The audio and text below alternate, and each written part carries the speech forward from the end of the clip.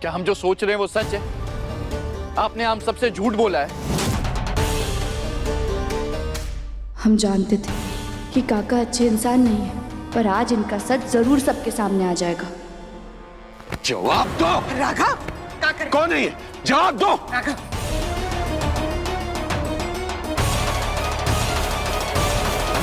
बोलो। राघव, गिरेबान छोड़ो इनका।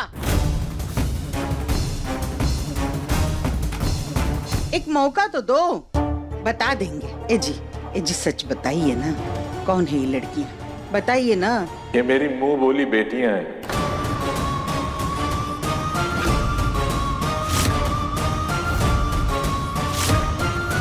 बेटियां? हाँ।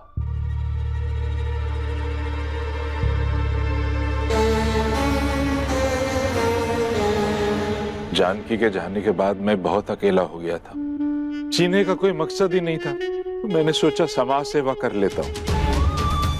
मैं एक अनाथालय में जाने लग गया। वहां इन बच्चियों से मिलता था, उनसे बात करता था, तो मुझे अपने परिवार में रहने का एहसास होता था। इन बच्चियों से लगाव हो गया। बाद में मैंने इनकी शादियां कराई, विदाई कराई इनकी। देख नहीं सकता तो क्या हुआ, उनकी यादों को तो अपने पास संजो के रख सकता हूं ना।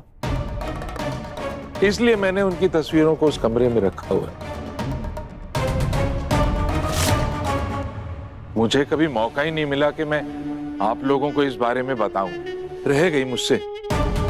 लेकिन मैंने ऐसा कुछ जरूरी भी नहीं समझा था इसे। कभी लगा भी नहीं था कि गहना इन तस्वीरों को निकाल लाएगी और मुझ पर ऊल जरूल इल्जाम लगाएगी।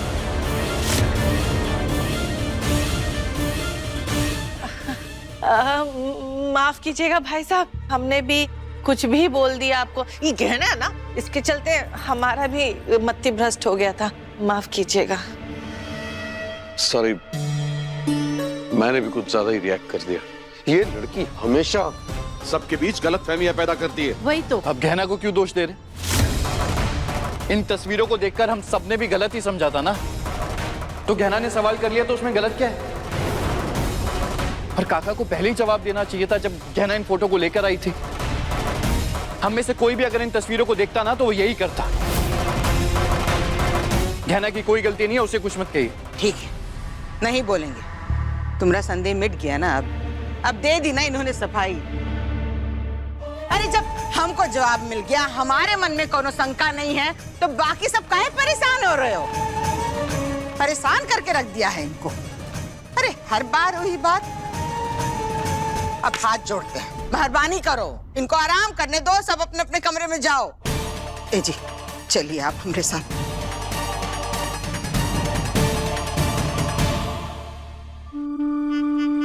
तुमने एक बार फिर से मेरे एक राज को खोलने की कोशिश की है गहना, पर जिस तरह किसी को ये नहीं पता चल पाया कि मैं देख सकता हूं, मैं इस राज के बारे में भी किसी को नहीं पता चलने दूंगा।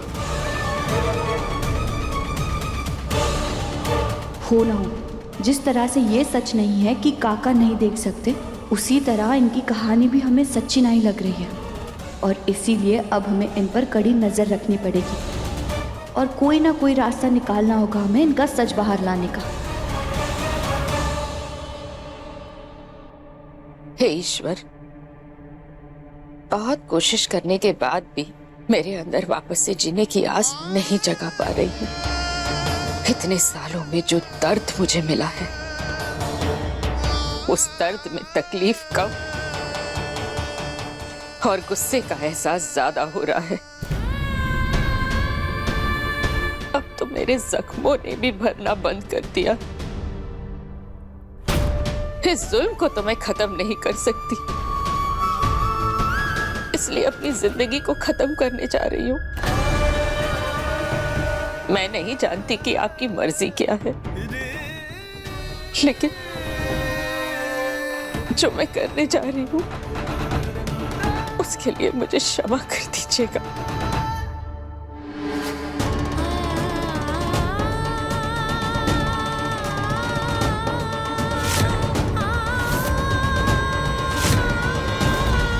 भाई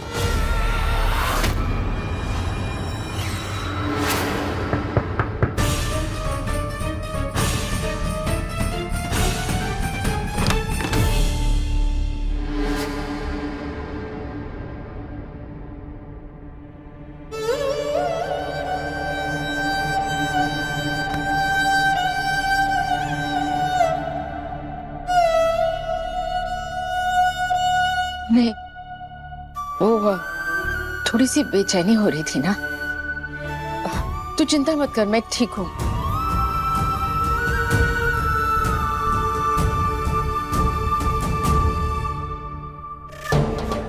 महादेव, मैं जानती हूँ कि आप नहीं चाहते कि मैं ऐसा कोई कदम उठाऊं, क्योंकि मैं ऐसे नहीं जी सकती।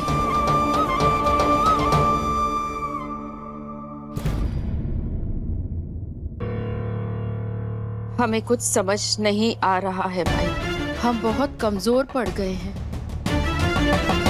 काका को लेकर इतने सवाल हैं हमारे मन में, कोई रास्ता नहीं मिल रहा है कि कैसे काका का सच सबके सामने लाऊं। हमें हिम्मत दीजिए कि हम अपने मकसद में कामयाब हो सके।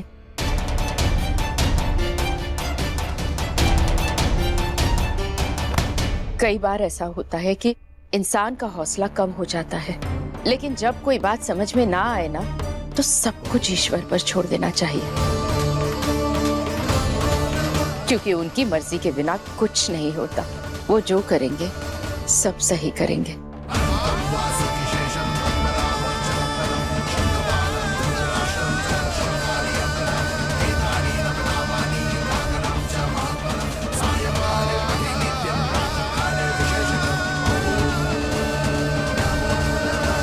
तू चिंता मत कर, सब ठीक हो जाएगा। अच्छा,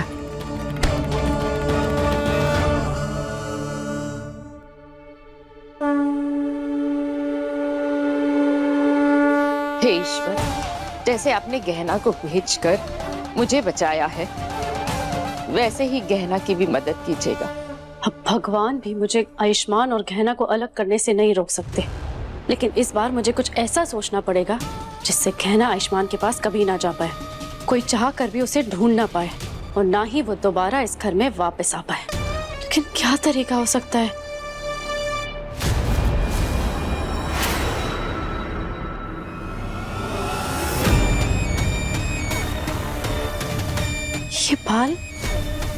ये बाल ऐसे जमीन में फंसे हुए कैसे?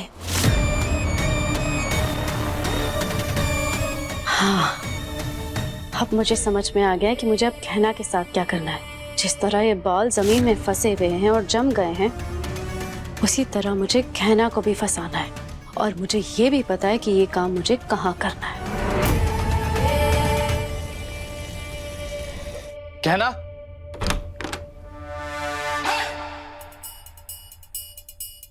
क्या छुपा रही हो तुम? मैंने देखा तुम्हें छुपाते हुए। क्या है? अरे बताओ ना, क्या छुपा रही हो? ये कुछ नहीं है, मैंने कहा ना कुछ नहीं है। तुम बताओ। अरे कहना, छोड़ो इसे, छोड़ो। पहले तुम बताओ, तुम क्या छुपा रही हो? नहीं, छोड़ो इसे। अच्छा ठीक है, रुको, दोनों एक साथ दिखाते हैं, पक्का।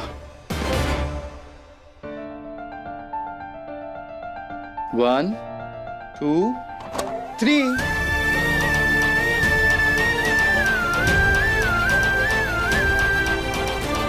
पाओ, तुम्हें बेटा चाहिए तो तुमने उसके लिए स्वेटर बनाया, और मुझे बेटी चाहिए तो मैं उसके लिए ये फ्रॉक लेकर आया। अब भगवान को जो देना होगा वो उनकी मर्जी, पर कपड़ों के तो हमारे पास दोनों ऑप्शन हैं। अगर बेटा हुआ तो मैं उसे फ्रॉक पहना दूंगा, बेटी हुई तो तुमसे स्वेटर पहना दे। अच्छी है ना?